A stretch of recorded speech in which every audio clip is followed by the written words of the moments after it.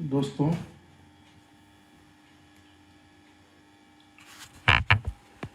आज हम लोग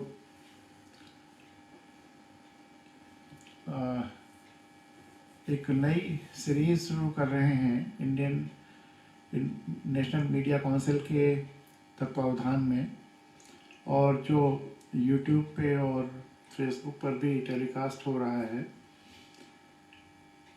संविधान कथा। ये बहुत ज़रूरी है, हर भारत के नागरिक के लिए बहुत ज़रूरी है, देश में रहने वाले हर व्यक्ति के लिए बहुत ज़रूरी है। इस पर चर्चा मैंने कई बार किया है, लेकिन एक सीरीज़ के रूप में नेशनल मीडिया काउंसिल की तरफ से ये पहली बार है, जबकि संविधान की चर्चा तो कई बार हुई है। और इतना ज़रूरी है जितना कि कोई भी और चर्चा उससे भी ज़्यादा ज़रूरी है। जीवन का एक सबसे महत्वपूर्ण अंश है, अंग है ये चर्चा, और इसलिए आपको केवल इसको सुनना ही नहीं है, इसको आत्मसात ही नहीं करना है, बल्कि इसको हर नागरिक तक पहुंचाना है, देश के हर व्यक्ति तक, हर नागरिक तक पहुंचाना है। हर व्यक्ति को यह जानना है कि संविधान क्या है, लोकतंत्र क्या है, इसका मतलब क्या है। और इसको कानूनी रूप से तो हम चर्चा करेंगे ही, लेकिन भावनात्मक रूप से, आध्यात्मिक रूप से, दार्शनिक रूप से, हमारे जीवन के जो मूल रूप स्वरूप है उसके रूप से भी यह कितना ज़रूरी है, यह जानना, यह समझना, आपको आत्मसात करना आपके लिए ज़रूरी है। तो सबसे पहले हम इसको आत्मसात करें कि संविधान जानना क्यों जरूरी है। इस देश में रहने वाले किसी भी व्यक्ति के लिए संविधान जानना क्यों जरूरी है। संविधान इस देश की आत्मा है। तो अगर आप इस देश को, वर्तमान स्वरूप में जो देश है, जो राष्ट्र है, उसकी जो राष्ट्रीयता है वो पैदा ही तभी होगी जब आप संविधान जान लेंगे। देश की आत्मा है, जब तक उस आत्मा को आत्मसात नहीं करेंगे तब तक फिर देश को कैसे समझेंगे। मैंने कहा कानूनी स्वरूप में भी उसको अगर समझना चाहें तब भी संविधान जानना क्यों जरूरी है, वह भी आपको स्पष्ट कर दूं कि संविधान में कुछ मूल तत्व बनाए गए हैं, कहे गए हैं, फंडामेंटल ड्यूटीज, हमारा जो मूल कर्तव्य क्या है। तो जो पहला कर्तव्य है, वैसे संविधान, पूरा संविधान आपको जानना जरूरी है, और इस देश में केवल वही कानून चल सकता है जो या तो संविधान में लिखा हुआ है या संविधान जिसकी इजाजत देता है, संविधान जिसको अप्रूव करता है। जो इस संविधान में नहीं लिखा हुआ है या जो संविधान जिस कानून की इजाजत नहीं देता, वह इस देश में चल ही नहीं सकता। तो संविधान सबसे बड़ा कानून है, और सारे कानूनों का जो इस देश में लागू होते हैं वो वही हो सकते हैं जो संविधान में लिखे गए हैं या संविधान जिनकी इजाजत देता है, अन्यथा वो कानून इस देश में चल ही नहीं सकता।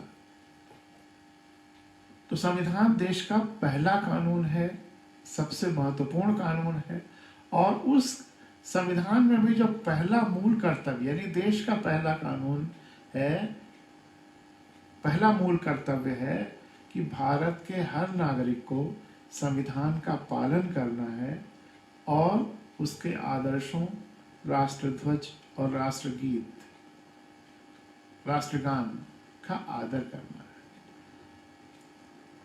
संविधान का पालन करना है और उसके आदर्शों राष्ट्रध्वज और राष्ट्रगान का आदर करना है।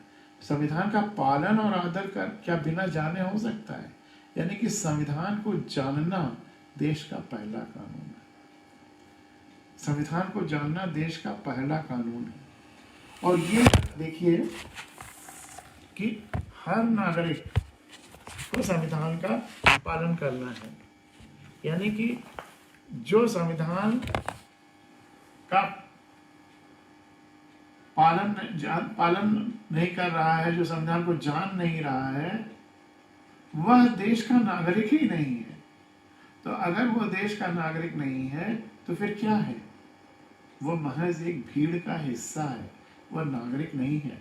नागरिक होने की पहली शर्त है संविधान को जानना और उसका पालन करना, उसका आदर करना, यानी कि जानना।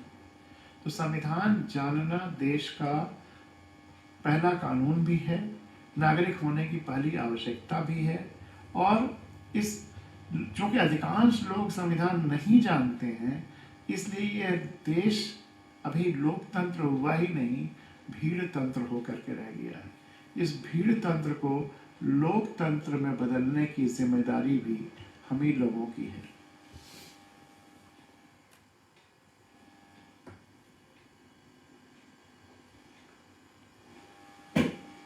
तो इस भीड़ तंत्र को लोकतंत्र में बदलने की जिम्मेदारी भी हम ही लोगों की है। अब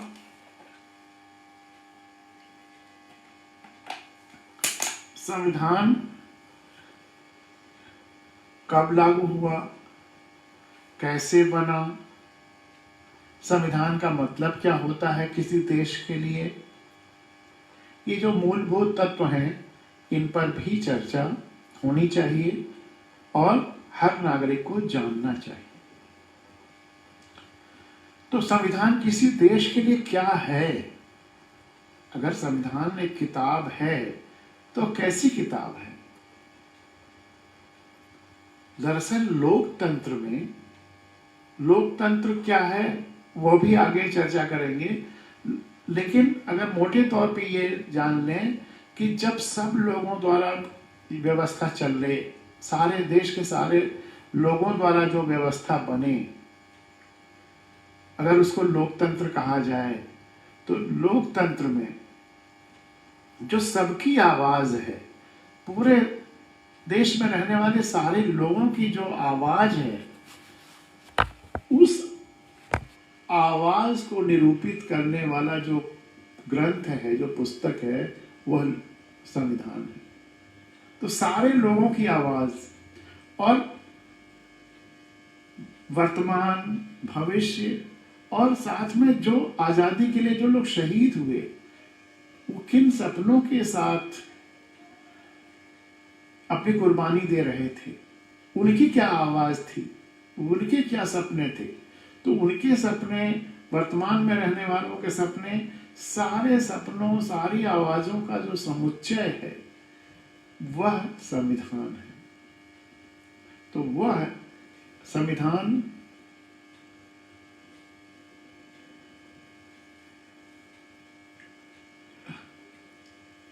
चूंकि सारे लोगों की आवाज है, तो सारे लोगों को इसमें सहभागिता होनी चाहिए, सारे लोगों को वह जानना चाहिए। तो कानूनन जो चीज मूल कर्तव्यों में रखी गई है वह तो अलग, लेकिन अन्यथा भी पूरे देश के सब लोगों को संविधान जानना चाहिए। और संविधान ही वह ग्रंथ है जो कि सत्ता, जब हम आजाद नहीं थे तो सत्ता ब्रिटिश क्वीन के पास, ब्रिटिश सरकार के पास थी। वह सत्ता जनता के हाथ में अगर किसी पुस्तक ने सौंपा है तो वह है भारत का संविधान। संविधान, ये बातें क्योंकि मैं आपसे कई बार फुटकर कर चुका हूं, इसलिए कोई नई बात नहीं कह रहा हूं, लेकिन नीरज जी का यह आग्रह है कि एक सीरीज के रूप में इसको रखा जाए, ताकि आगे आने वाले समय में यह एक रिकॉर्ड के रूप में एक वीडियो लाइब्रेरी में रहे कि संविधान के बारे में कोई भी बिल्कुल अनभिज्ञ व्यक्ति भी अगर कुछ जानना चाहे तो वो इसमें आकर के सुन सकता है, समझ सकता है। इसलिए इसमें एकदम बेसिक तौर पर संविधान से जुड़ी हुई जो बहुत ज़रूरी महत्वपूर्ण बातें हैं वह आपके सामने रख रहा हूँ, एक टेक्स्ट के रूप में, एक नैरेटिव के रूप में, एक ऑथेंटिक डॉक्यूमेंट के रूप में। और यह केवल आपको सुनना ही नहीं, जैसा कि मैंने शुरू में कहा, इसको सुनाना भी है। हम सब संविधान के एक सैनिक हैं, देश के सैनिक हैं और संविधान के सैनिक हैं। कोई जो सेना पर लड़ रहे हैं वही सैनिक नहीं है। जो भी अपना काम जिम्मेदारी के साथ कर रहा है पूरे देश में, जो टैक्सेस दे रहा है, सब सरकार व्यवस्था के लिए, इस देश के भलाई के लिए, इस देश के चलने के लिए जो भी सहयोग कर रहा है वह सब सैनिक हैं। और संविधान को खुद जानना और बताना वह भी एक संविधान सैनिक के रूप में या देश के जागरूक नागरिक सैनिक के रूप में होना जरूरी है। हम सब वह सैनिक हैं। तो 135 करोड़ लोगों को संविधान अगर जानना है तो अकेले कोई एक व्यक्ति के करने से नहीं होगा। और जो व्यवस्थाएं हैं आज, चूंकि हम लोग पिछले 6.5 साल से पूरे देश में गांव-गांव जा कर के, शहर-शहर जा कर के, स्कूल जा कर के संविधान के बारे में बता रहे हैं, चर्चा कर रहे हैं, कथाएं कह रहे हैं, तो हम लोग ने देखा है कि बहुत ही कम लोग संविधान के बारे में जानते हैं। संविधान का नाम नहीं सुना है, संविधान के बारे में जानना तो और बहुत दूर की बात है। तो ये संविधान के बारे में जो अनभिज्ञता है, जो गैर जानकारी है, संविधान को जानबूझ करके व्यवस्था में जो ऊपर पहुंच गए हैं उन्होंने नहीं जानने दिया है। यह मैं कह सकता हूं अनुभव के आधार पर, और बहुत सारे और फैक्टर्स हैं जिनके आधार पर लोगों ने नहीं चाहा कि लोग संविधान जान जाएं।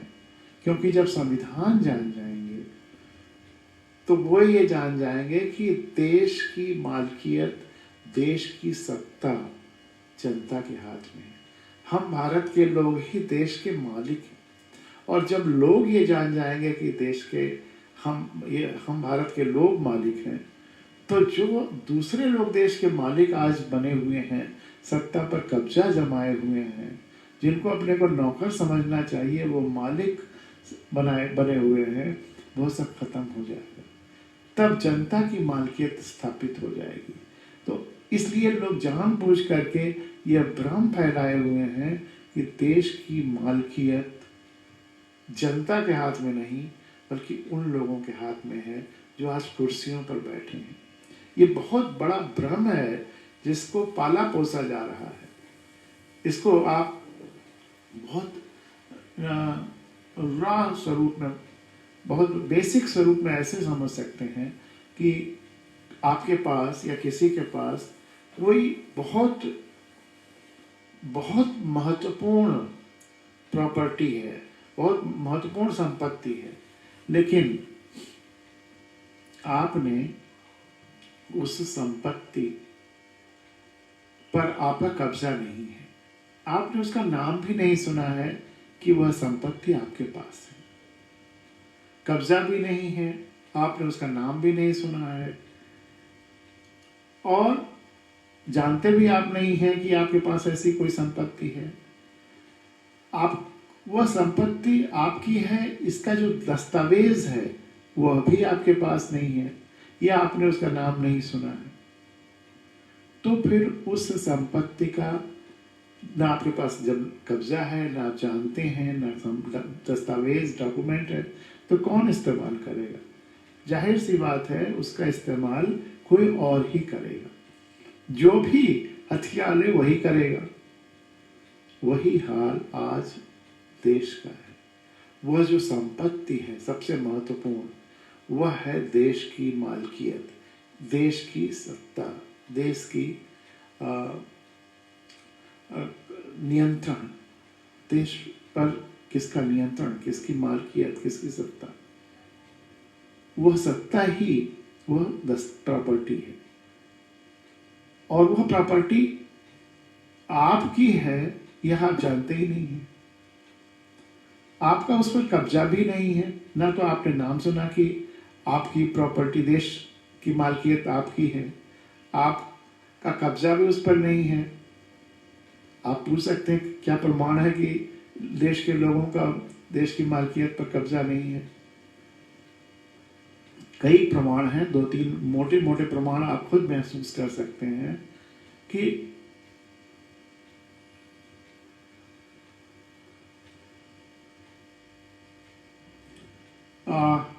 क्या ऐसा कभी होता है कि मालिक का रास्ता रोक करके सेवकों को गुजारा जाए?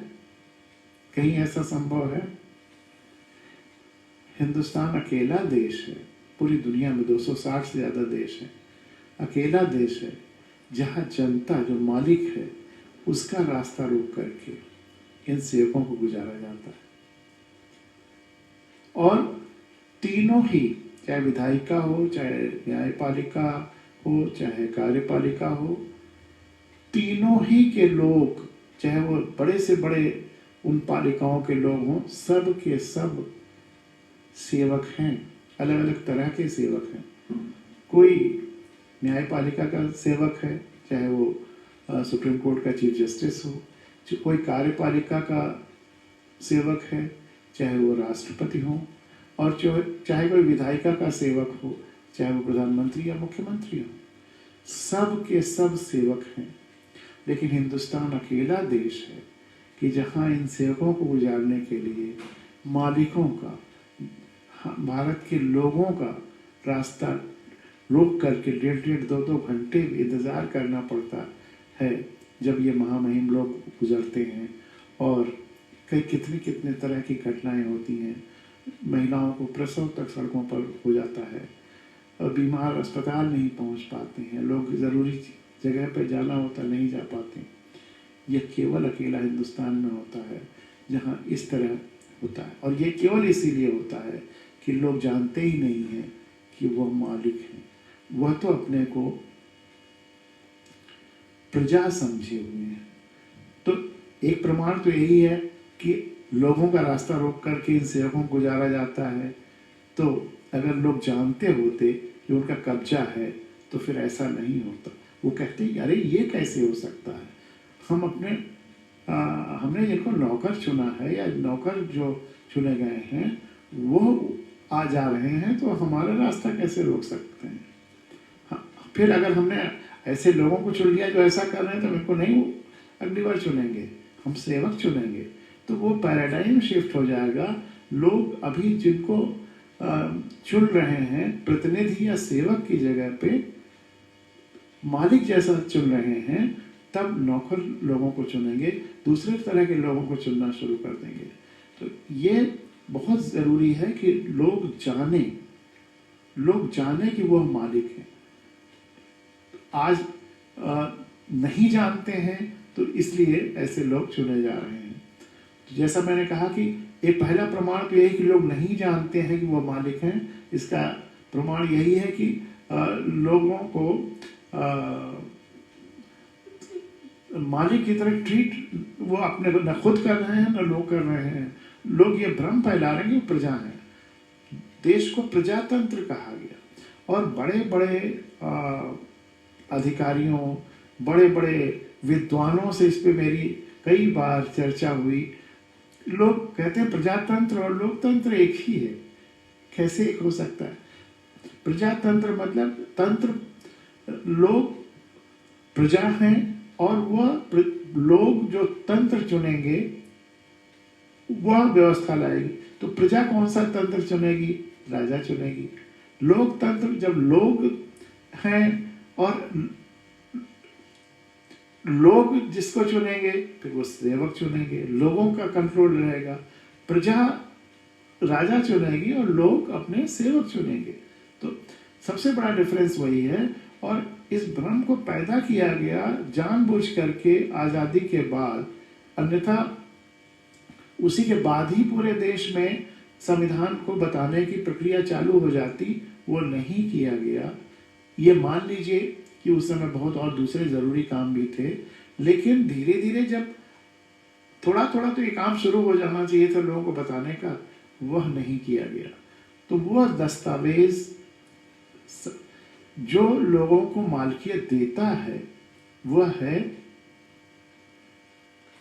वो सबसे जरूरी दस्तावेज तो देश की मालकियत है, लेकिन वह दस्तावेज जो मालकियत देता है वह है भारत का संविधान। तो वो लोगों तक नहीं गया,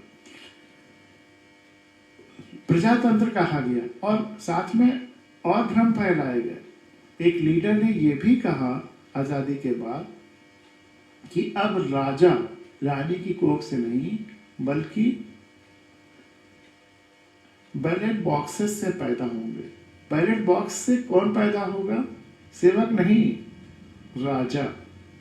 यानी कि तुम प्रजा हो, प्रजा रहोगे, और तुम्हें, पहले तुम ब्रिटिश हुकूमत के प्रजा थे, महारानी के प्रजा थे, अब खुद चुन करके उनके प्रजा बन जाओगे।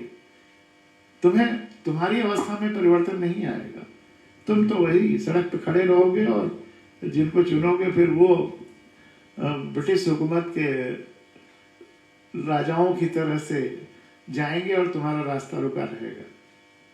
वो भ्रम फैलाया गया, और वो भ्रम आज भी पाला पोसा जा रहा है।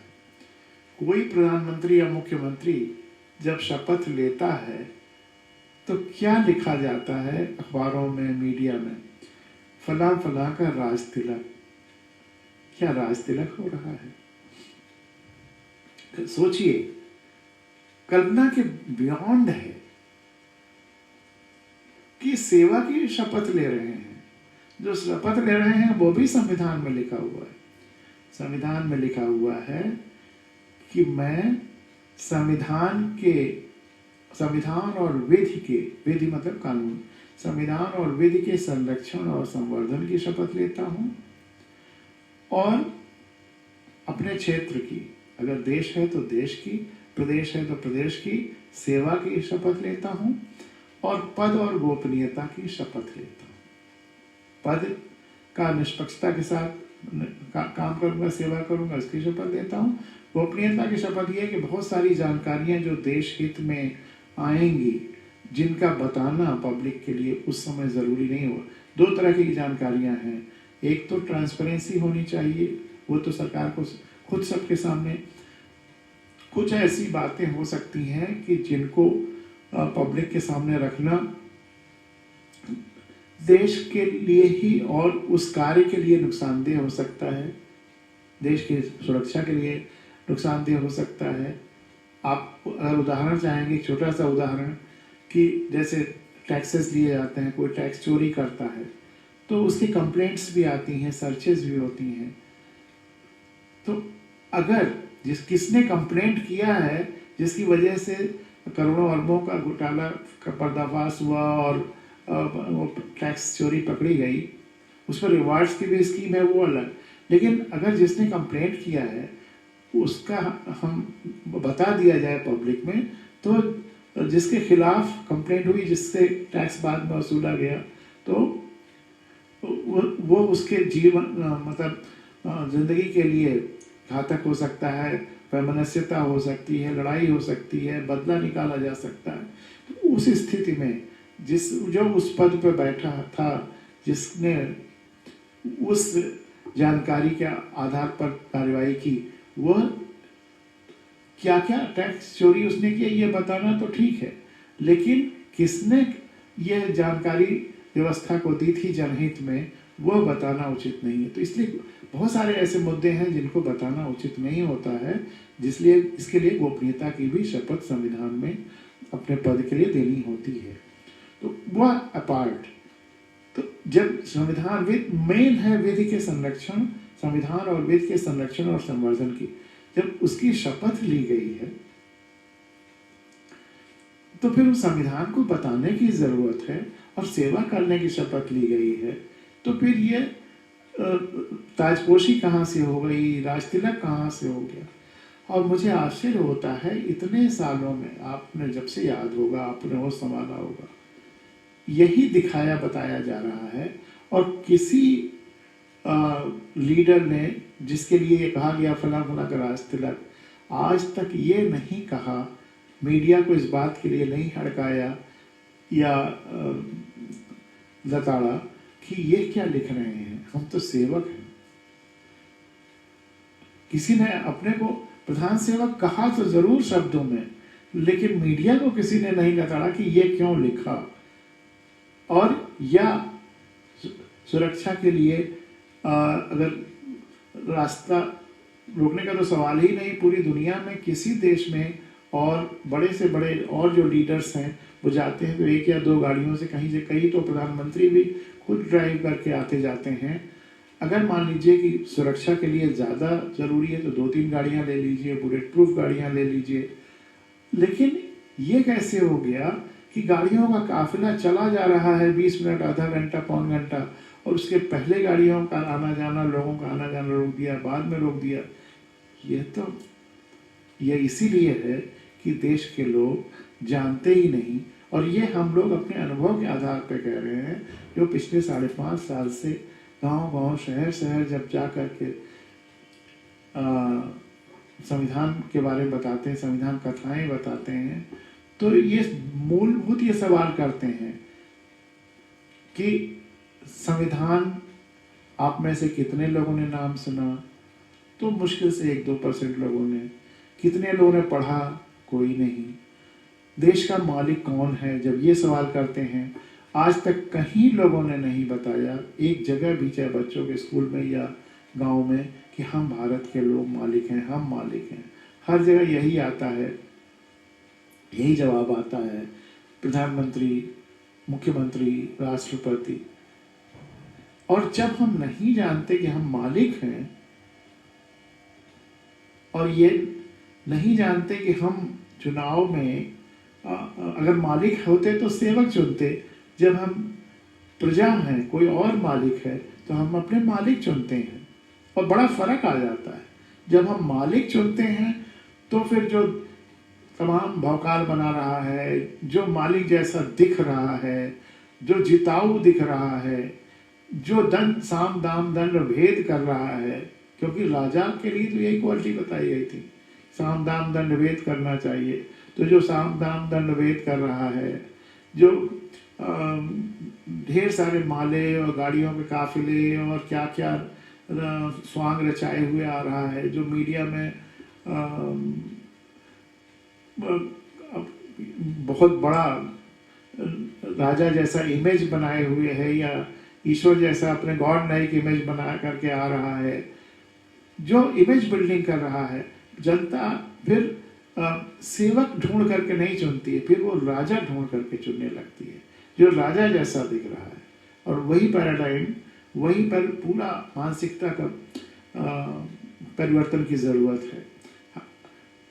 लोकतंत्र चाहता है कि लोग मालिक हैं तो अपना सेवक चुने, लेकिन प्रजातंत्र में प्रजा राजा को ढूंढती चुनती है, जबकि होना यह है कि जनता को अपना सेवक ढूंढ करके चुनना है, नौकर चुनना है। अगर आपको अपना प्रतिनिधि या सेवक चुनना है, आप कोई ऑर्गेनाइजेशन चलाते हैं, आप खुद अपने घर के लिए या कहीं पे अपने किसी काम के लिए प्रतिनिधि या नौकर चाहिए, तो आप ढूंढते हैं ना, आप एडवर्टाइजमेंट भी निकालते हैं, इश्तहार निकालते हैं, हमें इस तरह का सेवक चाहिए। और जो लोग अप्लाई करते हैं उसमें जो बेस्ट है, आप इंटरव्यू लेकर के, पता करके, तहकीकात करके चुनते हैं।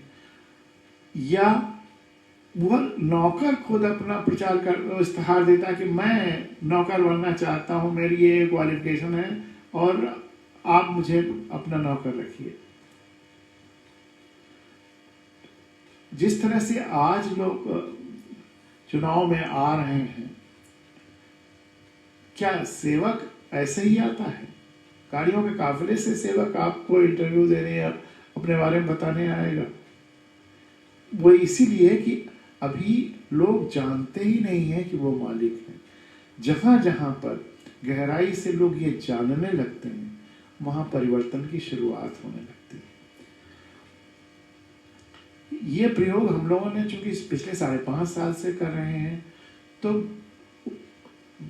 गांव पंचायतों के चुनाव में जहां हर व्यक्ति एक दूसरे को जानता है, वहां ये बातें जब बताई जाती हैं तो वहां परिवर्तन जल्दी आता है, क्योंकि वहां हर व्यक्ति एक दूसरे को जानता है। वहां प्रचार तो निरर्थक है। अगर गांव पंचायत के चुनाव में गांव प्रधान के चुनाव में कोई 80-90 लाख रुपए खर्च करता है, तो उसकी जरूरत कहाँ है? वो तो निरर्थक है। वो तो जो व्यापारी है वही खर्च कर सकता है, 80-90 लाख खर्च करेगा और फिर अगले 5 साल में कई करोड़ कमाएगा। ये वही कर सकता है। लेकिन जो सेवा करने निकला है वो क्यों खर्च करेगा, और उसकी खर्च करने की जरूरत क्या है? लेकिन चूंकि लोग अपने को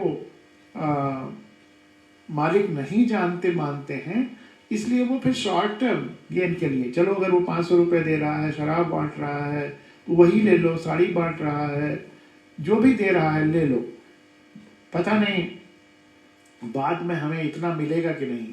हम इतने स्वार्थी हो गए हैं तो तुरंत के स्वार्थ के लिए कि हम दूर तक पूरे गांव की खुशहाली के लिए, पूरे प्रदेश की खुशहाली के लिए, पूरे क्षेत्र की खुशहाली के लिए और पूरे देश की खुशहाली के लिए नहीं सोच पा रहे हैं। वह सोचेंगे कब? क्यों सोचें जब हम जानते ही नहीं कि हम मालिक हैं। वो तो कह रहे हैं चलो जितना ही मिल जाए। जब हम मालिक अपने को मान लेंगे तो फिर हम लॉन्ग टर्म के लिए भी अपने को तैयार करेंगे, फिर हम दूर तक देखना शुरू करेंगे, हम जिम्मेदार हो जाएंगे। आज भी अगर कोई लड़का बहुत गैर जिम्मेदारी करता है तो परिवार वाले कहते हैं चलो इसको जिम्मेदारी देना है, इसको मालिक बना दो घर का, या शादी कर दो, एक परिवार इसका हो जाए जिसकी ये जिम्मेदारी आए। तो वह जिम्मेदारी हर नागरिक को तभी आएगी जब वो महसूस करेगा कि वह मालिक है। तो वो जिम्मेदारी की मानसिकता भी तभी आएगी जब अपने को मालिक महसूस करेगा। वह भावना आए, इसके लिए जरूरी है कि संविधान को जन जन तक बताया जाए, क्योंकि संविधान ही वह दस्तावेज है जो लोगों को बताता है कि आप मालिक हैं, हम भारत के लोग मालिक हैं। तो संविधान जानने की जरूरत क्यों है, यह हमको समझना है, और केवल समझना ही नहीं है, समझाना भी है। क्योंकि वही बात कि जो व्यवस्था में पहुंच गए हैं वो कभी नहीं चाहते कि लोग जाने कि वह मालिक हैं। वह तो किसी और का जो मालकियत है जनता की, वो उसको हथियाए हुए हैं और चाहते ही जनता वैसे ही बनी रहे। इस पर मेरी गजल का शेर भी है, मैंने आपको कई बार सुनाया भी है कि जिस व्यवस्था में आम आदमी की सुनवाई नहीं है, उस व्यवस्था के बने रहने में भलाई नहीं है। बचे इस रेत पर कुछ नक्शेपा, है बचे इस रेत पर कुछ कदमों के निशान, अभी कोई बड़ी लहर यहाँ तक आई नहीं है, और खरपतवार फसलों से भी बड़े हो गए हैं। खरपतवार फसलों से भी बड़े हुए हैं, व्यवस्था में हुई ठीक से निराई नहीं। और निराई कैसे होगी? जब संविधान लोग जान जाएंगे। अभी क्या हालत है कि हमने सेवक नहीं चुने हैं, गैर जानकारी में भौकाल बनाने वाले, जाति धर्म का खेल खेलने वाले, पैसा शराब बांटने वाले, मीडिया में गलत अपने बारे में इमेज पेश करने वाले और दंड फंद करने वाले, उन खरपतवारों को चुन लिया है, सेवक नहीं चुना है। अपने को मालिक समझ करके जो हमारी सेवा करे सच्चे मन से, उसको नहीं चुना है। और तो जो खरपतवार चुन लिए गए वो क्यों चाहेंगे कि अब आप संविधान जान लें, आप मालिक हैं ये जान लें, और हमको न चुने, अगली बार सेवकों को चुने। तो इसलिए उनकी कोई इच्छा नहीं है। उनसे अगर कहिए कि ये आपकी ड्यूटी है, आपने संविधान और कानून के संवर्धन और संरक्षण की शपथ ली है, बताइए गांव जन जन तक संविधान के बारे में, तो भी वो नहीं बताएंगे, क्योंकि वो इनका निहित स्वार्थ है कि कहीं जनता जागरूक न हो जाए। जिस दिन जनता जागरूक हो जाएगी सब कुछ बदल जाएगा। केवल जागरूक होने से सब कुछ बदल जाएगा। जैसे रोशनी हो जाने से तमाम सारे मच्छर, चोर, उचक्के ये ऑपरेट नहीं करते, लेकिन अंधेरा होने पे ये सब ऑपरेट करने लगते हैं। वैसे ही जागरूकता की रोशनी, संविधान की जानकारी की रोशनी, ये हो जाने के बाद अपने आप बहुत सारे परिवर्तन, 99% परिवर्तन तो अपने आप हो जाएगा। 1% के लिए तब कोशिश करनी पड़ेगी। तो इसीलिए मैं कहता हूँ कि आप भी संविधान जानिए और सबको बताइए। जितने लोग आपके संपर्क में आते हैं, जीवन भर, 1-2 साल का प्रोजेक्ट नहीं है, ये जीवन तक है, या जब तक सबको संविधान की जानकारी न हो जाए तब तक। तो ये जो क्रूसेड है, महायज्ञ है, दूसरी आज़ादी की लड़ाई है, इसमें हम सबको इसी रूप में भागीदारी करनी है। वो भागीदारी कि हम लोगों को कमर बांध कर स्वतंत्रता आंदोलन के उन शहीदों की तरह कोशिश करनी है। हाँ, ये है कि अब हमको शहादत नहीं देनी है, केवल तपस्या करनी है। जैसे भगीरथ ने तपस्या किया, जीवन भर तपस्या किया इस बात के लिए कि जन कल्याण के लिए गंगा धरती पर उतारें। तो गंगा को उतारने के लिए उन्होंने आजीवन तपस्या किया। उनकी तपस्या से गंगा अवतरित हुई धरती पर, लेकिन सबसे पहले शंकर की जटाओं में गई। आपने सुना होगा, सब जानते हैं, शंकर की जटाओं में गई। जन कल्याण के लिए तो उन्हें धरती पर बहना है, तो इसलिए भगीरथ ने दोबारा तपस्या किया और शंकर की जटाओं से गंगा को जन जन तक जन कल्याण के लिए ले गए, बहाया, प्रवाहित करने के लिए दोबारा तपस्या। वैसे ही वो 7 लाख शहीदों की, जिन्होंने आज़ादी के लिए अपने प्राणों की आहुति दी, 1857 से 1947 तक, 90 साल तक उनकी जो तपस्या थी, कुर्बानी थी, उससे आज़ादी की गंगा अवतरित हुई, लोकतंत्र की गंगा अवतरित हुई, संविधान की गंगा अवतरित हुई। लेकिन वह आज़ादी, लोकतंत्र, संविधान की वो गंगा जन जन तक नहीं भरी। वह तमाम सारे शंकरों की जटाओं में उलझ के रह गई। उस समय शंकर एक थे, आज तो तमाम सारे शंकर हैं। मेरी एक बहुत छोटी सी हाइकू है कि आज शंकर भी बहुत हैं, जटाएं भी बहुत हैं, उनमें उलझी गंगा की धाराएं भी बहुत हैं। इसीलिए आप भगीरथ भी बहुत चाहिए। हमको, आपको, सबको भगीरथ बनना पड़ेगा। तो उस समय तो भगीरथ की लंबी उम्र थी, उन्होंने दोबारा तपस्या की और शंकर की जटाओं से गंगा को जन जन तक ले चले। आज वो अब स्वतंत्रता सेनानी नहीं है, वह शहीद हो गए। अब आज अगर लोकतंत्र, आज़ादी और शहीदों के सपने और हमारी आपकी आवाज़, जनता की आवाज़ की गंगा, संविधान की गंगा को जन जन तक ले जाना है, तो किसको भगीरथ बनना पड़ेगा? हमको, आपको भगीरथ बनना पड़ेगा।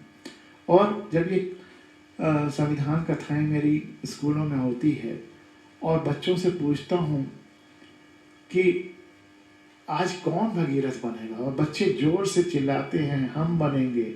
और फिर मैं पूछता हूँ कि अच्छा बताओ, अगर 1 साल बाद मैं फिर आऊँ तो आप कितने लोगों तक संविधान को बताओगे, अपने परिचितों में जो आपसे मिले, जिनसे आपसे फ़ोन से बात हो, जो भी आपके संपर्क में आए, कितने लोगों, जैसे एक लौ दूसरे लौ से दिए जलाना है अगर, तो कितने लोगों को तो बता दोगे? तो एक स्कूल में एक बच्ची ने, जो अभी तक अधिकतम किसी ने बताया है 1100 एक साल में बताने के लिए। तो ये देखिए कि 1100 लोगों को बताने के लिए कहा है। मैंने पूछा कि तुम कैसे, एक लड़की ने बताया था वो चीज, मैंने कहा कि तुम कैसे 1100 लोगों को बताओगी? तो उसने कहा इसमें कौन सी मुश्किल है, रोज 3 ही तो हुआ, 3 लोगों को बता देंगे। ये जज्बा, ये भावना, और चीज को करने के लिए उसको प्रैक्टिकल स्वरूप में जैसे बदलना, यह बात जब आपके मन में आएगी तो फिर परिवर्तन शुरू होगा। संविधान की गंगा को आप जन जन तक ले जा पाएंगे। वह जज्बा, वह भावना जरूरी है। तो इसलिए संविधान की जानकारी, संविधान को जन जन तक पहुंचाने का ये महाअभियान इस देश का आज का सबसे महत्वपूर्ण अभियान है, जो आज़ादी के बाद से ही हो जाना चाहिए था। लेकिन कोई बात नहीं, एक देश की जिंदगी में 70-80 साल कोई मायने नहीं रखते हैं। देर आए दुरुस्त आए, अब ही अगर शुरू हो जाए तो भी बहुत देर नहीं हुई है। हम सबको अब इसमें लग जाना है, पूरे मनोयोग से लग जाना है। तमाम सारे लोगों के प्रश्न भी आ रहे हैं। ग्राम पंचायत के लिए पानी निकास के लिए क्या किसी का खेत से नाली या नाला नहीं बनाया जा सकता? इस पर थोड़ा सा बता दीजिए। और भी बहुत सारे सवाल आ रहे हैं। जो अगला संडे है, अब ये तो तब तक चलेगा जब तक ये पूरी संविधान की बात खत्म ना हो जाए, और तो अगले संडे को आपके इस प्रश्न पर चर्चा करेंगे शुरुआत में। उसके बाद फिर कथा का अगला अंक रखेंगे। आप लोग और भी जितने तरह के प्रश्न मन में आए जरूर लिखिए, बड़ी खुशी होगी। हर प्रश्न पर चर्चा होनी चाहिए, खुली बहस होनी चाहिए। लोकतंत्र यही है कि, और एक चीज और है कि मैं ये कहता हूँ, लोकतंत्र का मतलब है आंख खुला होने वाला तंत्र। लोक मतलब आलोक से बना है, जो दिखे, इसमें सब कुछ साफ दिखे। तो आप, अगर मैं भी कोई बात कभी भी ऐसा लगे कि मैंने सही नहीं कहा है, तो आप जरूर पॉइंट आउट करिएगा। आंख मूंद करके कुछ भी स्वीकार नहीं करना है, आंख खोल करके ही सुनना है, आंख खोल करके ही सुनाना है। तो इसलिए खुली आंखों से अपनी बात रखनी है। लोकतंत्र, राधा कृष्णन जी कहा करते थे, जो हमारे दूसरे राष्ट्रपति हुए हैं, कि लोकतंत्र एक जीवन शैली है। एक जीवन शैली है जहां पर जो समूह है, जो लोग है, जो ग्रुप है, उस ग्रुप में जितने इंफॉर्मेशन है, जितना ज्ञान है, उसका जो बेस्ट है वो निकल करके आए। उस ग्रुप में कोई एक व्यक्ति जो लीडर हो गया है, केवल उसी लीडर को अपने ज्ञान से केवल नहीं चलाना है सब कुछ। लीडर को अपने पूरे ग्रुप को एक व्यक्तित्व के रूप में देखना है। उसमें जो ज्ञान है, उस ग्रुप में जो ज्ञान है, उसके आधार पर ग्रुप को चलाना है। तो वो समग्रता में, दरअसल किंगशिप का ही एक इवॉल्व रूप है लोकतंत्र। किंगशिप में एक व्यक्ति के ज्ञान के आधार पर पूरा व्यवस्था चलती थी, लेकिन उसमें तमाम कमियां आई, निहित स्वार्थ आ गया कि बस राजा चाहता था कि हमारा ही परिवार या हमारा ही बेटा फिर राजा बन जाए। वो जो परंपरा के हम किसी न किसी तरह से सत्ता हमारे कुल खानदान में रहे, उसकी वजह से तमाम जो बाकी लोगों के जो प्रस्फुटन का, ज्ञान का, क्षमता का, उसका मौका नहीं मिलता था। तो ये था कि जो देश में बेस्ट है वह शीर्ष पर पहुंचे, और साथ ही साथ वह भी अपना तो बेस्ट दे ही, लेकिन पूरे देश में और जो बेस्ट है उसके ज्ञान के, उसके अनुभव के, उसके संवेदना के समुच्चय, उसके आधार पर व्यवस्था चले। तो वह जीवन शैली है। परिवार में भी यही होगा कि मालिक केवल ये नहीं डिक्टेटर होकर के कि मैं जो चाहता हूँ वो चले, ये मैं नहीं, मैं की जगह पे हम। ये है लोकतंत्र। और एक दिन मैं डॉक्टर से बात हो रही थी, तो उन्होंने बहुत अच्छी बात बताई। उन्होंने कहा इलनेस आई से आता, मैं जो कहता हूं बस वही सच है।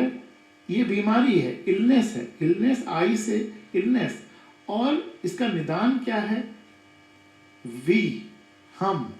जब हम भूतकाल के टर्म में सोचने लगते हैं तो यही उसका निदान है। आई के टर्म में, मैं के टर्म में सोचिए तो ये बीमारी है, और हम के टर्म में सोचें तो ये निदान है। तो ये लोकतंत्र, ये हमारा संविधान इस देश के सारी बीमारियों का निदान भी है। यह केवल कानून की किताब नहीं है। ये क्या नहीं है, यह आध्यात्मिक शास्त्र है। पूरा सारे धर्मों का जो निचोड़ है वो अध्यात्म होता है, और सारे धर्मों का जो निचोड़ है वो इसमें है। फंडामेंटल ड्यूटीज वो मैं आपको सुनाऊंगा, तो देखिएगा कि जितना आध्यात्मिक या बेस्ट तरीके का जो जीवन संभव है वो उसमें है। वैसे तो मैं 1.5 घंटे का प्रोग्राम हमारा अभी तक चला, 100 प्रोग्राम जो हम भारत के लोग सीरीज का हुआ वह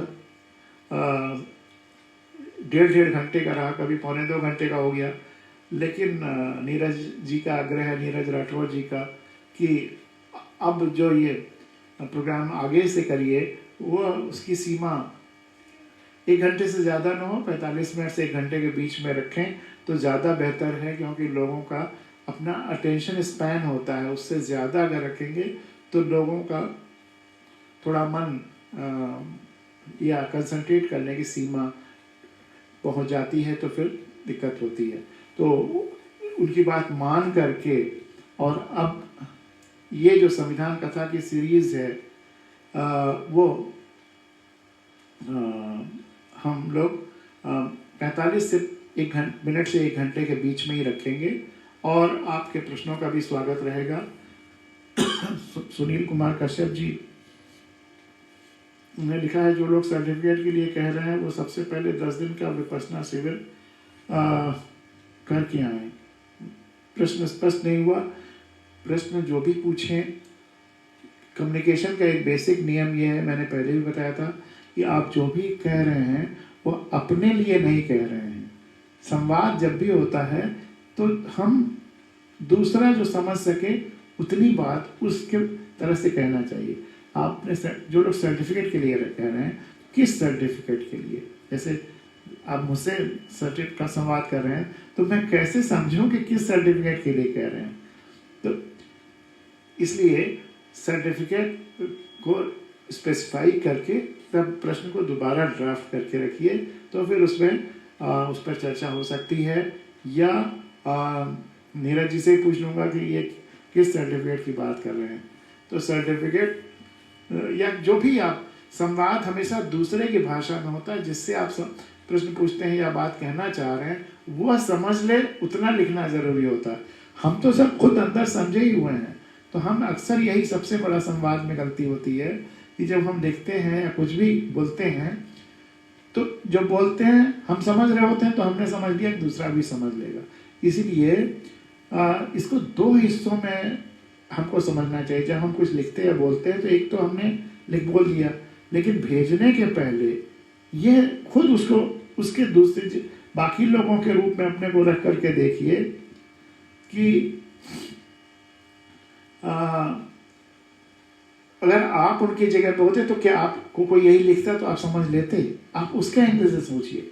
और यही लोकतंत्र की शुरुआत है कि हम जो भी फैसला कर रहे हैं सोचिए कि हर आदमी दूसरे की जगह पे अपने को रखिए, उसको कैसा लगेगा, उसके लिए हितकर हुआ कि नहीं होगा। जब आप दूसरों की जगह पर अपने को रखने लगते हैं, उसकी संवेदनाओं को समझने लगते हैं, तो फिर आप लोकतांत्रिक होने लगते हैं। इसीलिए राधा कृष्णन जी ने कहा कि लोकतंत्र एक जीवन की शैली है।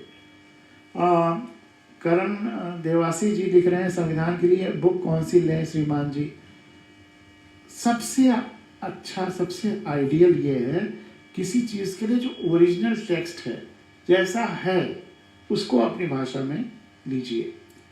जो ओरिजिनल संविधान है उसको लीजिए और उसको पढ़िए। एक बार तो उसको पढ़िए ही पढ़िए। फिर अगर नहीं समझ में आता है तो फिर व्याख्या की, तमाम सारे व्याख्याकारों ने व्याख्याएं की हैं, फिर कोई भी व्याख्या वाली किताब ले लीजिए।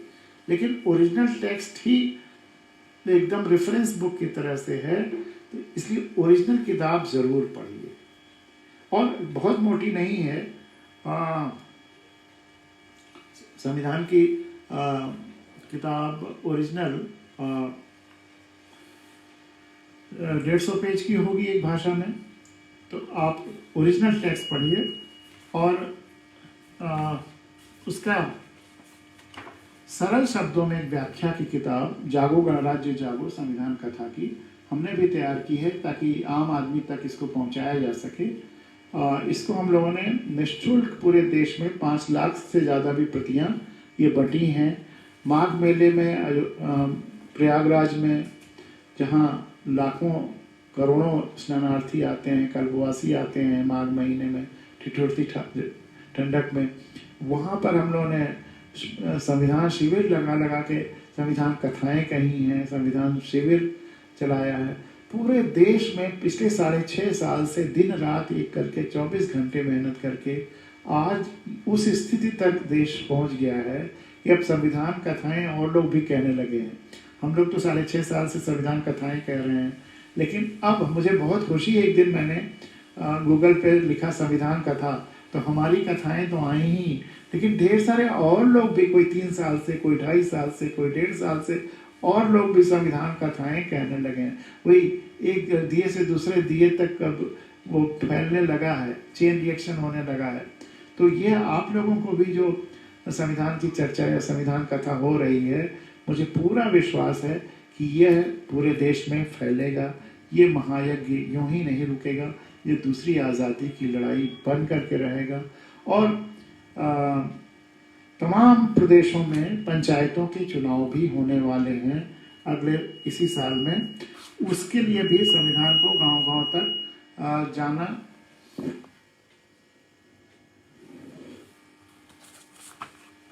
जरूरी है। देखिए किन किन प्रदेशों में पंचायत के चुनाव होने वाले हैं। बिहार, मध्य प्रदेश, गुजरात, हरियाणा, हिमाचल प्रदेश, झारखंड, कर्नाटका, केरला, पौंडीचेरी, उत्तराखंड, इतने प्रदेशों में 2021 में पंचायतों के चुनाव हैं। वेस्ट बंगाल में विधानसभा के चुनाव हैं।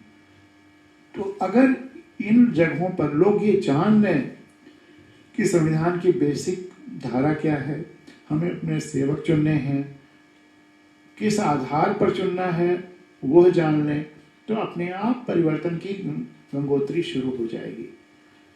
इसके लिए भी हमको लोकतंत्र के प्रहरी या सैनिक, जो भी शब्द आपको अच्छा लगे वह बनना है। संविधान के प्रहरी या सैनिक जो भी कहिए, देश के प्रहरी या सैनिक जो भी कहिए, वह बनना है और उसके लिए कोशिश करनी है। तो अब संविधान पर चर्चा हम लोग आज केवल 2 चीजें बता करके खत्म करेंगे। अगले सत्र में जो मूल कर्तव्य हैं इन पर पूरी चर्चा करेंगे। एक सत्र में जो हमारे फंडामेंटल ड्यूटीज हैं, फंडामेंटल राइट्स हैं, मूल अधिकार, उन पर चर्चा करेंगे। एक सत्र में नीति निर्देशक तत्व, directive principles of state policy क्या है, उस पर चर्चा करेंगे। और एक सत्र आपके प्रश्नोत्तर और जो और बची हुई चीजें हैं उन पर रखेंगे। तो 5 सत्र मिनिमम लगेंगे और चर्चा बढ़ भी सकती है, जैसा आपका अपनी रुझान देखूंगा, आपकी दिलचस्पियां देखूंगा, आपके प्रश्न देखूंगा, उसी आधार पर ये थोड़ा आगे भी जा सकता है। 2 चीजें मैंने कहा कि संविधान की बात की शुरुआत के लिए, चर्चा की शुरुआत के लिए 2 चीजें और जानना जरूरी है। एक, हमारे संविधान के जो संविधान तो देश की आत्मा है ही, लेकिन उस देश की आत्मा, संविधान की आत्मा क्या है? हमारा संविधान का जो प्रियम्बल है, प्रस्तावना है, भूमिका है, तो वो भूमिका पढ़ूंगा। वो भूमिका तो पूरे देश में हर क्लास में पढ़ाई जानी चाहिए, रोज प्रार्थना में, प्रार्थना के बाद पढ़ाई जानी चाहिए। और उस पर मेरे क्या क्या अनुभव हुए हैं वो फिर किसी दिन बताऊंगा। एक दिन संविधान के बारे में जो भ्रम फैले हुए हैं उस पर एक चर्चा पर चर्चा होनी चाहिए, वो करूंगा। तो 5 मिनिमम होंगे ही। तो प्रस्तावना, भूमिका आपके सामने पढ़ रहा हूं। दूसरी बात, संविधान पास करते समय 26 नवंबर 1949 को जो संविधान सभा के अध्यक्ष राजेंद्र बाबू के उद्गार हैं, वो आज़ाद भारत के सबसे महत्वपूर्ण वक्तव्य के रूप में मैं रखता हूँ। वो वक्तव्य आपके सामने रखूंगा।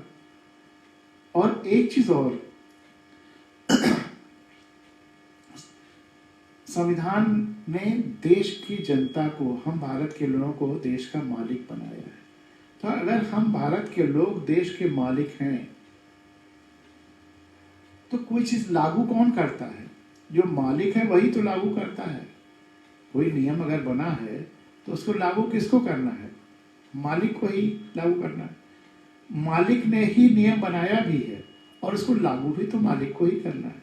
तो हम भारत के लोगों को ही तो लागू करना है संविधान। लेकिन आज ग्राउंड रियलिटी ये है कि लोग जानते ही नहीं संविधान क्या है। आप कहीं भी किसी गांव में चले जाइए, किसी स्कूल में चले जाइए, पूछिए संविधान क्या है।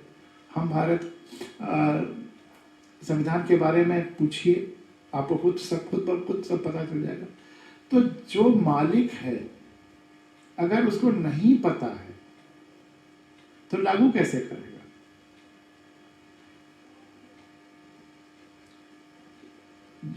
आजादी के बाद जो सत्ता है वह हस्तांतरित हुई ब्रिटिश सत्ता से, ब्रिटिश क्वीन से हम भारत के लोगों तक।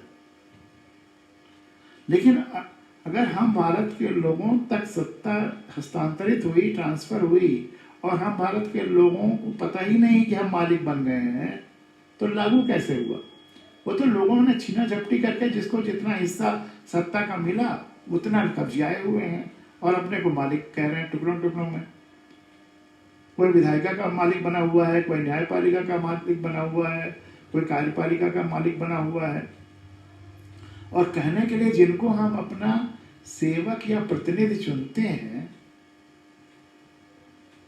अगर आप किसी को किसी अदालत में वकील के रूप में, प्रतिनिधि के रूप में भेजते हैं, तो आपसे ब्रीफ ले जा करके वहां बोलेगा ना, वो कहेगा आपने जिनको अपना प्रतिनिधि चुना है, और चुने जाने के बाद वो पूरे क्षेत्र के प्रतिनिधि हो जाते हैं, तो पूरे क्षेत्र की जनता की राय लेकर के क्या कोई विधायक या सांसद विधानसभा या संसद में जाकर के वोट देते समय या अपना वक्तव्य या मत देते समय, अपने विचार व्यक्त करते समय क्षेत्र से आके पूछता है?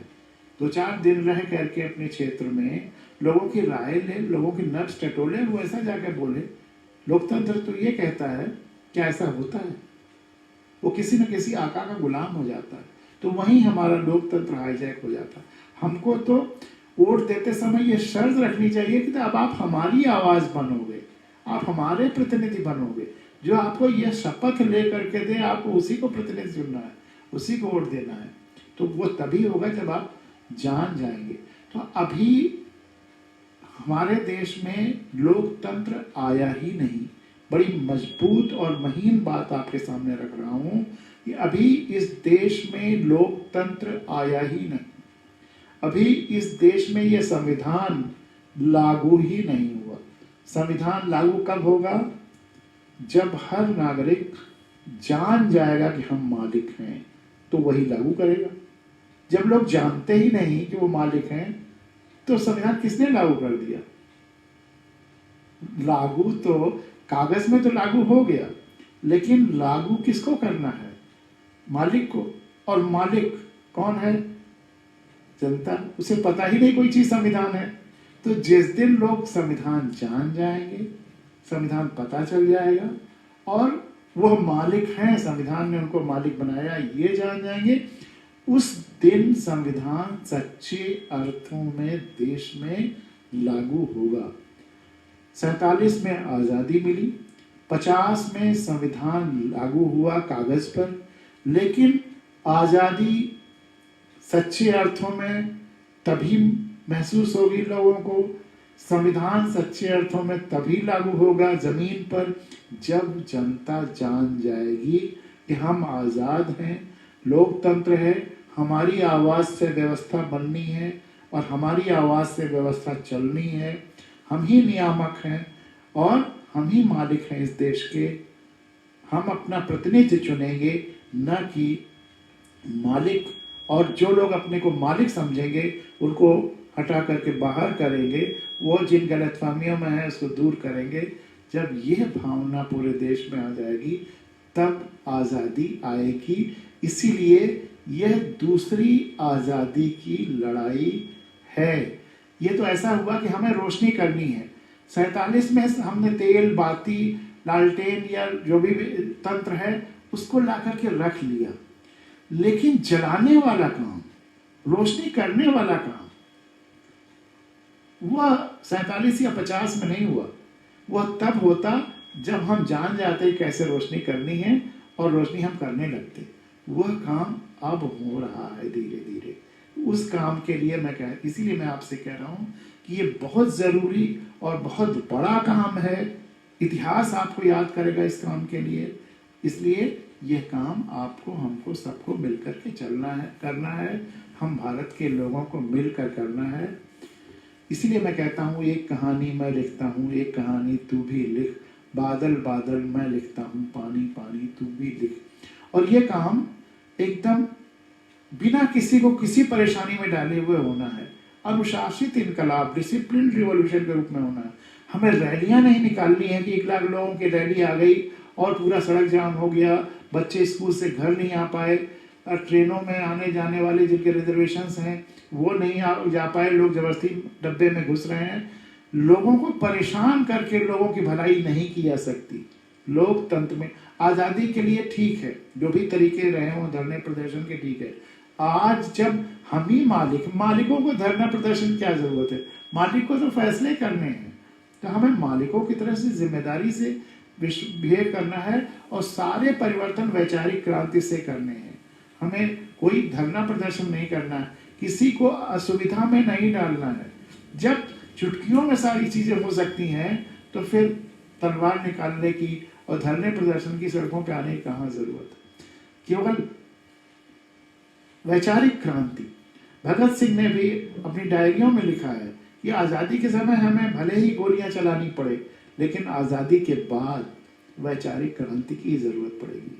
तो आज अगर आप वैचारिक क्रांति का इस हिस्सा बन रहे हैं तो आप भगत सिंह ही बन रहे हैं सच्चे अर्थ में। तो मैं आपके सामने एक बार फिर, कई बार मैं आपके सामने पढ़ चुका हूं, लेकिन फिर आपके सामने पढ़ रहा हूं प्रियम्बल, उद्देशिका। हम भारत के लोग भारत को एक संपूर्ण प्रभुत्व संपन्न, समाजवादी, धर्मनिरपेक्ष, लोकतंत्रात्मक गणराज्य बनाने के लिए तथा उसके समस्त नागरिकों को सामाजिक, आर्थिक और राजनीतिक न्याय, विचार, अभिव्यक्ति, विश्वास, धर्म और उपासना की स्वतंत्रता, प्रतिष्ठा और अवसर की समता प्राप्त कराने के लिए तथा उन सब में व्यक्ति की गरिमा और राष्ट्र की एकता और अखंडता सुनिश्चित करने वाली बंधुता बढ़ाने के लिए दृढ़ संकल्प होकर अपनी संविधान सभा में आज तारीख 26 नवंबर 1949 ईस्वी को एतद द्वारा इस संविधान को अंगीकृत, अधिनियमित और आत्मार्पित करते हैं। कितना सुंदर है! आप सोचिए, गागर में सागर भरना भी इसके लिए छोटा है। गागर में बहुत कुछ, महासागर और क्या क्या नहीं भर दिया। तो इसमें कुछ शब्द बहुत महत्वपूर्ण हैं और जो फैक्ट्स इससे निकल के आते हैं वो बहुत महत्वपूर्ण है। हम भारत के लोग, मतलब हम भारत के रहने वाले सारे लोग, हम भारत के लोग 26 नवंबर 1949 ईस्वी को इस एतद द्वारा इस संविधान को क्या कर रहे हैं? अंगीकृत कर रहे हैं, स्वीकार कर रहे हैं, अधिनियमित कर रहे हैं, नियम बना रहे हैं और आत्मार्पित कर रहे हैं, खुद से खुद को अर्पण कर रहे हैं। तो हम भारत के लोग इस संविधान को खुद से बनाकर खुद को अर्पित कर रहे हैं और यह आज नियम कानून बन रहा है, आज ये स्वीकार किया जा रहा है। तो संविधान किसने बनाया? इस पर बड़ी बहसें लोग बिला वजह करते हैं। संविधान किसने बनाया? जब प्रियम्बल में लिखा हुआ हम भारत के लोगों ने बनाया, तो बहस किस चीज की? Vested interest, vote bank politics चाहे जो कराए, लेकिन अगर आप आंख खोल करके सत्य के आधार पर जब देखेंगे तो हम भारत के लोगों ने संविधान बनाया क्योंकि हम भारत के लोगों की सामूहिक आवाज है। यह संविधान, संविधान और कुछ नहीं है। हम भारत के लोगों की 135 करोड़ आज, उस समय 35-40 करोड़ जो भी रहा हो, 47-50 के आसपास, इतने लोगों की सामूहिक आवाज है भारत का संविधान। तो इसको स्वीकार किया गया, इस आवाज को, इसको यही आवाज नियम कानून बनी और इसको हमने खुद से खुद को अर्पण किया। तो संविधान किसने बनाया? हम भारत के लोगों ने। कब बना? 26 नवंबर 1949 को। माध्यम क्या बनी? इस संविधान सभा में। संविधान सभा माध्यम बनी संविधान बनने की, क्योंकि 135 करोड़ लोग या 35-40 करोड़ लोग एक साथ नहीं बैठ सकते थे, तो उन्होंने अपने प्रतिनिधि भेजे। उन प्रतिनिधियों ने लगभग 3 साल तक घनघोर तपस्या, और उसमें एक से एक विद्वान थे, उन सब लोगों ने मिल करके यह संविधान बनाया, देश के प्रति समर्पित होकर के। तो संविधान के लिए माध्यम बनी संविधान सभा। तो हम भारत के लोगों ने संविधान सभा के माध्यम से संविधान बनाया। अब कुछ शब्द और बहुत महत्वपूर्ण हैं, और तमाम सारे सुप्रीम कोर्ट के जजमेंट्स ऐसे हैं, निर्णय ऐसे हैं जो कहते हैं कि ये जो प्रस्तावना है, भूमिका है, प्रियम्बल है, यह बेसिक स्ट्रक्चर है, मूलभूत ढांचा है संविधान का। कोई भी सरकार इस ढांचे को परिवर्तित नहीं कर सकती है, कोई भी ढांचा।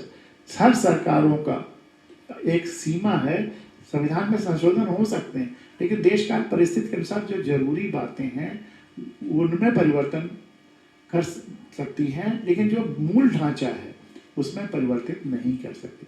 और मूल ढांचा क्या है? ये प्रियम्बल है, और वो प्रियम्बल के जो शब्द हैं जो मूल ढांचा निरूपित करते हैं उन पर थोड़ी चर्चा हो जाए। प्रभुत्व संपन्न, सॉवरेन। प्रभुत्व संपन्न का मतलब क्या है? कि इस देश की व्यवस्था पर किसी बाहरी शक्ति का या किसी आंतरिक शक्ति का या किसी बाहरी व्यक्ति का या किसी आंतरिक व्यक्ति का या किसी बाहरी समूह का या किसी आंतरिक समूह का कोई नियंत्रण नहीं हो सकता। यह स्वयं प्रभु है, प्रभुता संपन्न है। इस पर नियंत्रण किसका है? हम भारत के लोगों का। इसीलिए हम भारत के लोग तय करते हैं कि हमारा प्रतिनिधि कैसा हो, और वह प्रतिनिधि व्यवस्था वैसे ही चलाएं जैसा हम चाहते हैं। इसलिए प्रतिनिधि चुनना है, प्रतिनिधि है जो हमारी आवाज से व्यवस्था चलाएं। तो यह भावना समझनी है। किसी देश के अंदर के व्यक्ति का, देश के अंदर के समूह का, देश के अंदर के इकाई का या देश के बाहर के समूह या इकाई का कोई नियंत्रण व्यवस्था पर देश के नहीं हो सकता। संप्रभु संपन्न है हम। तो ये तो संप्रभुता का मतलब हुआ।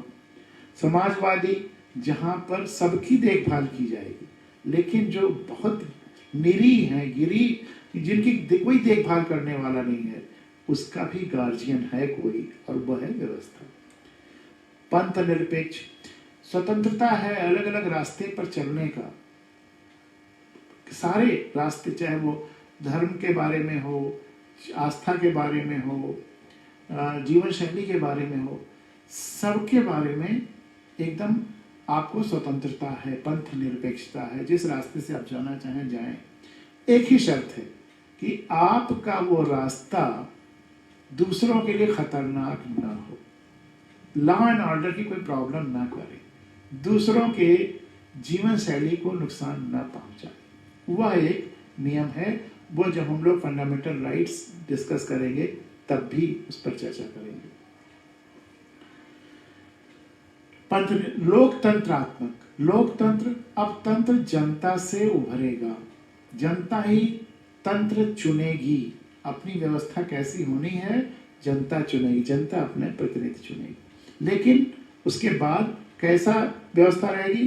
गणराज्य, जनता का राज्य। गण मतलब जनता, जनता का ही राज्य रहेगा, मालिक जनता ही रहेगी। तो ये शब्द आपको जानने जरूरी थे। और दो और शब्द बड़े प्यारे हैं, व्यक्ति की गरिमा। संविधान हर व्यक्ति को गरिमा में मानता है। इस पर हम लोग चर्चा अगले इतवार को करेंगे कि व्यक्ति की गरिमा का क्या अर्थ है। फंडामेंटल ड्यूटीज में जो इस पर लिखा गया है उसको इससे जोड़ करके चर्चा करेंगे तो आपको और आनंद आएगा।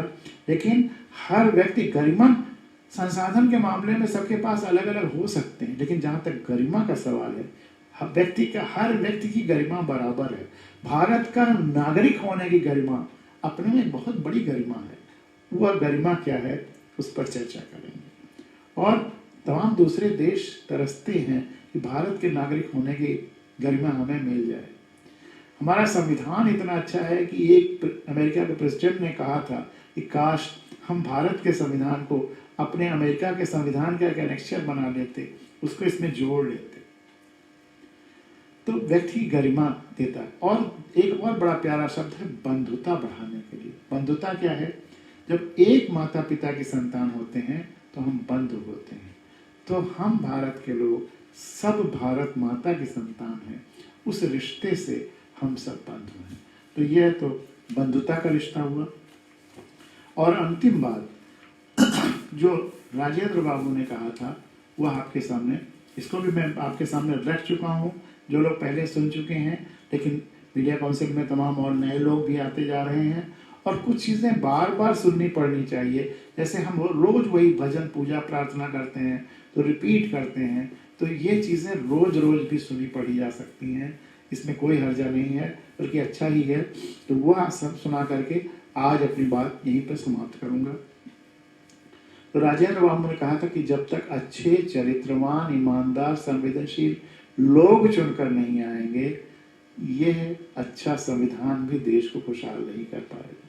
उन्होंने दोहरी जिम्मेदारी दी थी अच्छे चरित्रवान ईमानदार संवेदनशील लोगों को कि वो चुनाव में भाग लें, और जनता पर, हम भारत के लोगों पर जिम्मेदारी दी थी कि वो अच्छाई, चरित्र, ईमानदारी और संवेदनशीलता के आधार पर अपने सेवक या प्रतिनिधि चुने, न कि जाति, धर्म, पैसा, शराब, गुंडई, भौकाल, जिताऊपन, बड़े बड़े गाड़ियों के काफिले, या जितना जो पैसा खर्च कर रहा है, बड़े बड़े एडवर्टीजमेंट्स, बड़े बड़े बैनर्स, पोस्टर्स और क्या क्या, या मीडिया में तमाम एडवर्टाइजमेंट, या जो अपने को गॉड साइज प्रूव करने की कोशिश करते, जैसे वही ईश्वर हैं, ईश्वरत्व या दैवत्व अपने में दिखा रहे हैं।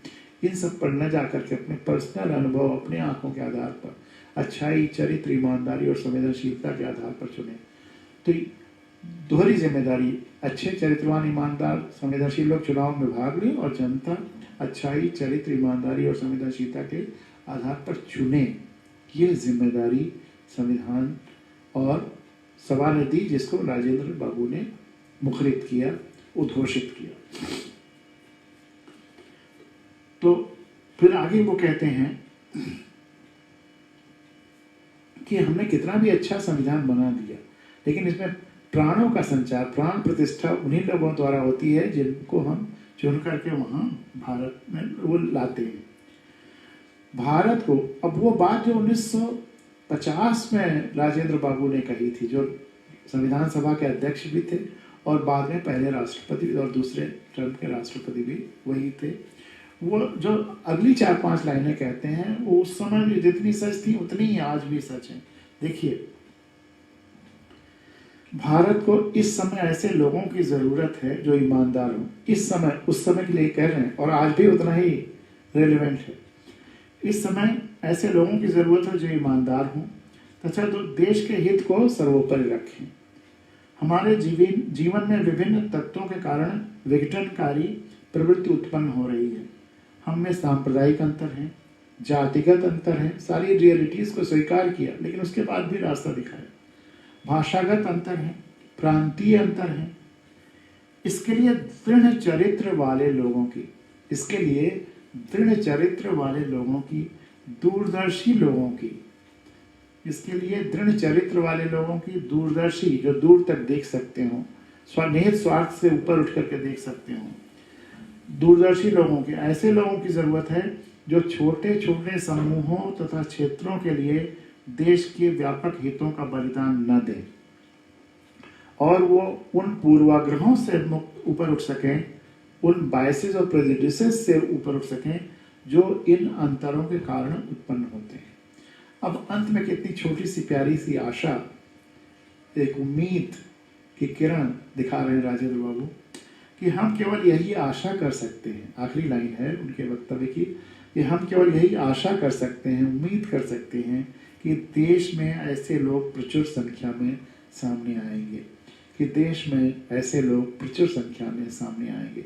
तो जो लोग आप लोग सुन रहे हैं, इंडियन मीडिया काउंसिल के, नेशनल मीडिया काउंसिल के, हमारे और मित्र जो सुन रहे हैं, वही उम्मीद राजेंद्र बाबू वाली मैं भी करता हूँ कि मुझे पूरा विश्वास है कि प्रचुर मात्रा में ऐसे लोग सामने आएंगे।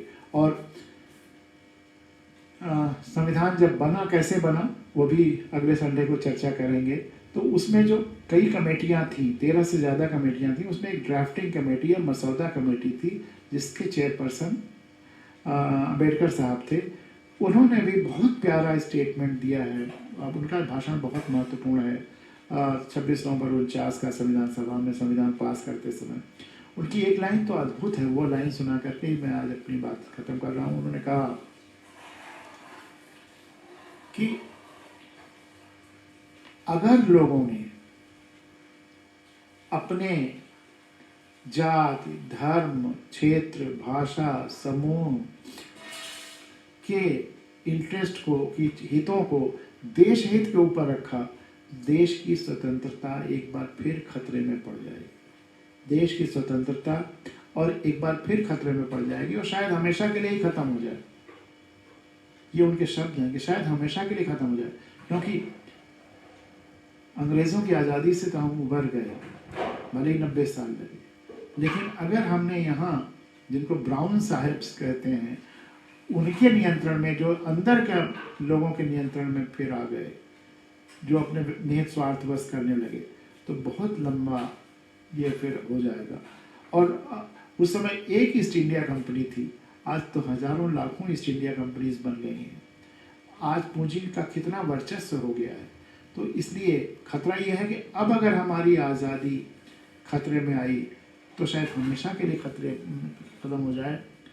हम सभी को, आखिरी सेंटेंस उसका पढ़ रहे हैं, बिल्कुल उनके व्याख्यान का एक एक शब्द, हम सभी को इस संभाव्य घटना का, किस संभाव्य घटना का, कि हमारी आज़ादी खतरे में पड़ जाए, हो सकता है हमेशा के लिए खत्म हो जाए, दृढ़ निश्चय के साथ प्रतिकार करना चाहिए। हमें अपनी आज़ादी को हमें कितना, मतलब किस भावना से अम्बेडकर जी लिख रहे हैं, बोल रहे हैं, हमें अपनी आज़ादी को खून के आखिरी कतरे तक रक्षा करने का संकल्प लेना चाहिए। हमें अपनी आज़ादी को खून के आखिरी कतरे, हमारे शरीर में खून का आखिरी बूंद जब तक है तब तक उसकी रक्षा करने का संकल्प लेना चाहिए। हम यही उम्मीद करते हैं कि हम सब वह संकल्प करेंगे। इस संविधान कथा का और इस हम लोगों के जो समय हम लोग एक दूसरे के साथ ये लगा रहे हैं, उसका मतलब ही तभी है जब हम ये संकल्प लें कि हमारे अपने शरीर के खून के आखिरी कतरे तक इस आज़ादी, लोकतंत्र की रक्षा करेंगे, देश को बचाएंगे। तो यहीं पर आज अलविदा कह रहे हैं और हम लोग अगले इतवार को फिर मिलेंगे। अभी तक जो मोटी मोटी रूपरेखा आई है, जिसमें 5 दिन लगेंगे, कम से कम 4 दिन और आगे भी चल सकता है, प्रोग्राम अपना है और देश के लिए सबसे ज़रूरी है। इसलिए आपका सहयोग, आपका प्यार, आपका समर्पण, आपका ये ध्यान, और ये ध्यान दोनों अर्थों में है। विपश्यना करके बहुत सारे लोग आए हैं। जैसे जैसे आप ध्यान करेंगे ये भावनाएं और घनीभूत होती जाएंगी। इसकी ज़रूरत आपको और ज़्यादा महसूस होगी और इसको आप और ज़्यादा दृढ़ तरीके से, अपने तरीके से।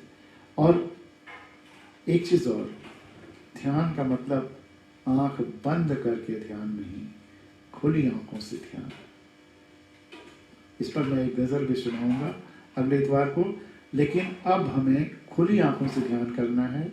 अंदर भी देखना है, बाहर भी देखना है, उसी ध्यान में। तो बहुत बहुत धन्यवाद, बहुत बहुत नमस्कार। फिर मिलेंगे अगले इतवार को संविधान कथा के भाग 2 में।